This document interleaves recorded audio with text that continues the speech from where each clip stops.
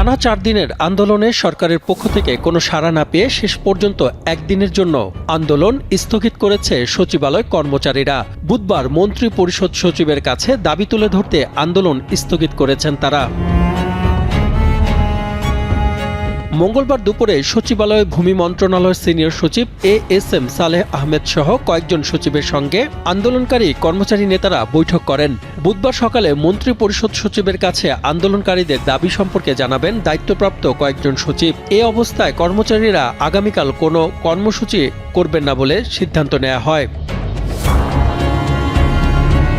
বৈঠকের বিষয় তুলে ধরে ভূমি মন্ত্রণালয়ের সিনিয়র সচিব এএসএম সালেহ আহমেদ জানান, সরকারি চাকরি সংশোধন অধ্যাদেশ ২০২৫ সরকারের এই আইন নিয়ে কর্মচারীরা সংক্ষুব্ধ, তাই আইনটি বাতিল চেয়ে আন্দোলন করছে তারা। টানা সপ্তমবারের মতো বেস্ট টিস্যু পেপার ব্র্যান্ড হিসেবে স্বীকৃতি পেয়েছে বসুন্ধরা টিস্যু।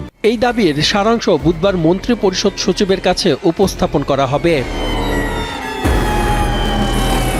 এ সময় ভূমি মন্ত্রণালয়ের সিনিয়র সচিব এএসএম সালেহ আহমেদ বলেন, আলোচনার স্বার্থে আন্দোলনকারীরা তাদের কর্মসূচি স্থগিত করেছেন। আন্দোলনকারীদের পক্ষে প্রতিনিধিরাও আন্দোলন স্থগিতের বিষয়ে সম্মত হয়েছেন বলে জানান ভূমি সচিব। সচিবালয়ে কর্মচারীদের লাগাতার আন্দোলনের মধ্যে মঙ্গলবার সকালে মন্ত্রী পরিষদ সচিব শেখ আব্দুর রশিদ বেশ কয়েকজন সচিবকে নিয়ে জরুরি সভা করেন। সাদমান সাকিব, কালের কণ্ঠ।